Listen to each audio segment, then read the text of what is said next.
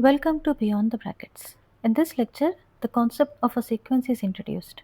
A sequence is a function whose domain is the set of all natural numbers n, whereas the range may be any set s. For example, consider the sequence 5, 10, 15, 20, 25, and so on. Here, the first element is 5, second element is 10, third element is 15, fourth element is 20, and so on. Each natural number is assigned a specific value. Thus, this forms a sequence. Consider a few more examples of the sequences. Now, instead of writing all the terms, it is useful to find a general formula for the sequence called the nth term. For an arithmetic sequence, the nth term is given by an is equal to a plus n minus 1 into t, where a is the first term and d is the common difference between consecutive terms. For this sequence, the first term a is 5 and the common difference d is 5. So the nth term is given by 5n. For this sequence, the first term a is 2 and the common difference between the terms is 2, that is t. So the nth term is 2n. Here the first term a is 1 and the common difference between the terms is 2. So the nth term for this sequence is calculated as 2n minus 1. In this example, it can be observed that the difference between consecutive terms is not constant. The difference between first two terms is 3. The difference between second and third term is 5. So this is not an arithmetic sequence. To find the nth term of this sequence, observe the pattern. The first term is 1, which can be written as 1 square. The second term is 4, which can be written as 2 square. The third term is 9, which can be written as 3 square. The fourth term is 16, which can be written as 4 square. So the nth term will be n square. In this example, again the difference between consecutive terms is not constant, so this is not an arithmetic sequence. Here, the first term is 2, which can be written as 1 into 2. The second term is 6, which can be written as 2 into 3. The third term is 12, which can be written as 3 into 4.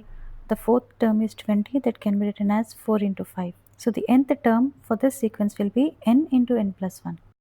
The set of all distinct elements of a sequence is called its range. The range of a sequence may be finite or infinite. For example, consider the sequence whose nth term is given by xn is equal to minus 1 power n. On expanding, the first term is minus 1 power 1, that is minus 1. The second term is minus 1 whole square, that is 1. The third term is minus 1 power 3, that is minus 1. Fourth term is minus 1 power 4, that is 1, and so on. Thus, the sequence alternates between minus 1 and 1. Hence, the range of this sequence is minus 1 and 1, which is a finite set. Consider the sequence whose nth term is given by xn is equal to 2 power n. On expanding, the first term is 2 power 1, which is 2. Second term is 2 square, that is 4. Third term is 2 cube, that is 8, and so on. Thus, the sequence 2, 4, 8, 16, and so on keeps increasing and produces infinitely many distinct values. So its range is infinite.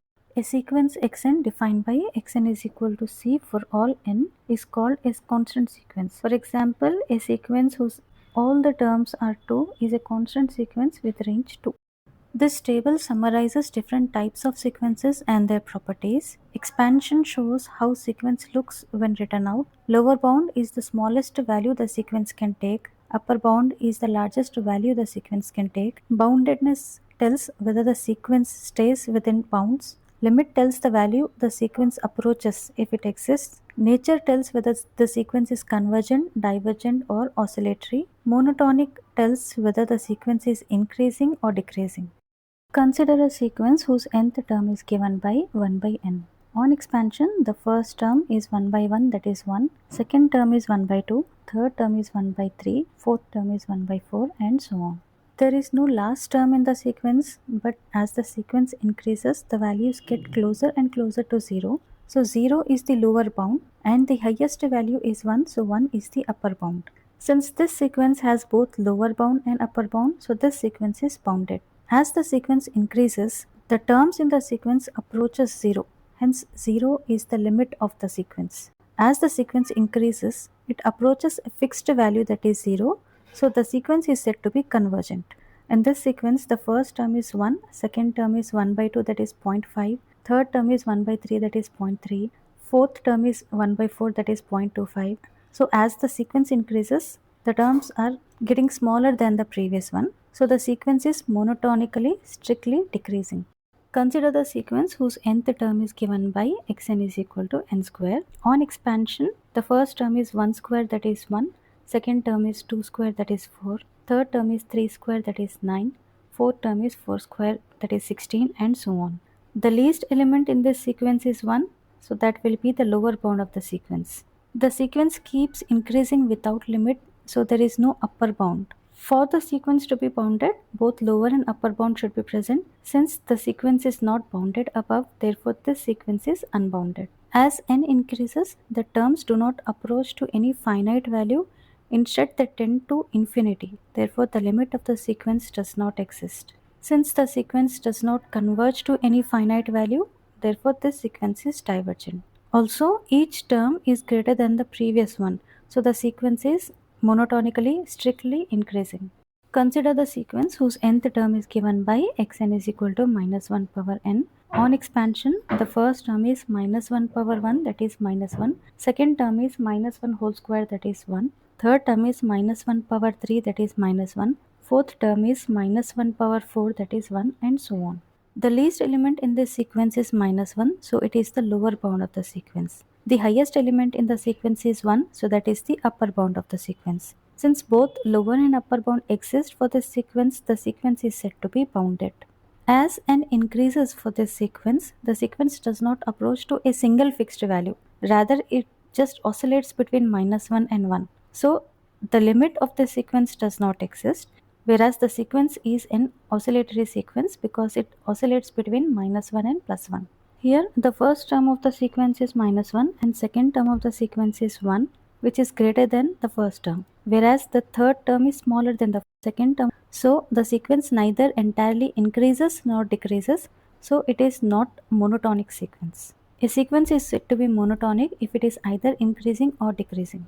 Consider the sequence whose nth term is given by xn is equal to minus of n square. On expansion, the first term is minus of 1 square, that is minus 1. Second term is minus of 2 square, that is minus 4. Third term is minus of 3 square, that is minus 9, and so on. The sequence keeps decreasing without limit, so there is no lower bound for the sequence. The highest element in this sequence is minus 1, therefore it is the upper bound of the sequence. Since lower bound does not exist, so the sequence is unbounded. As the sequence increases, the terms do not approach to any finite value. Instead, they tend to minus infinity. Therefore, the limit of the sequence does not exist, and it is a divergent sequence. Also, each term is less than the previous one, so the sequence is monotonically strictly decreasing sequence. Consider the sequence whose nth term is given by xn is equal to n into minus 1 power n. On expansion, the first term is 1 into minus 1 power 1, that is minus 1. Second term is 2 into minus 1 whole square, that is 2. Third term is 3 into minus 1 whole cube, that is minus 3. Fourth term is 4 into minus 1 whole power 4, that is 4, and so on. The odd terms of the sequence are minus 1, minus 3, minus 5, and so on, which decrease without bound. So there is no least element in the sequence, hence there is no lower bound. The even terms 2, 4, 6, which increases without bound, so there is no highest element for the sequence, and hence there is no upper bound. Since both lower and upper bound are not present, so the sequence is unbounded. As n increases, the sequence does not approach to any finite value, therefore the limit does not exist, and hence the sequence is divergent. Since the sequence is neither entirely increasing nor decreasing, it is non-monotonic sequence. Consider the next sequence, which is already given in the expanded form. Here, the least element in the sequence is 1, so that will be the lower bound. Highest element in the sequence does not exist, as the even terms of the sequence are continuously increasing without limit, so there is no upper bound. Since the sequence is not bounded above, so this is unbounded sequence. As n increases, the sequence does not approach to any finite value, therefore the limit of the sequence does not exist, and it is a divergent sequence. And the sequence neither entirely increases nor decreases, so this is not a monotonic sequence. For the next sequence, the nth term is given as 2 plus minus 1 power n. So the first term will be 2 plus of minus 1 power 1, that is 2 minus 1, that will be 1. Second term will be 2 plus minus 1 whole square, that will be 2 plus 1, which is 3. Third term will be 2 plus minus 1 whole cube, that will be 1. And the fourth term will be 2 plus minus 1 whole power 4, that will be 3. and so on. Again, the least element in the sequence is 1, so that will be the lower bound. Highest element in the sequence is 3, that will be the upper bound. Since both lower and upper bound exist, the sequence is said to be bounded sequence. As n increases, the sequence does not approach to any finite value, therefore limit of the sequence does not exist. And this sequence oscillates between 1 and 3, so this sequence is said to be an oscillatory sequence. The sequence is neither entirely increasing nor decreasing, so therefore this sequence is not a monotonic sequence. The formal definitions of bounded, unbounded sequences, limits, monotonic sequence, convergent, divergent, and oscillatory sequences that we have studied in the table are given below. This concludes the key concepts of sequences.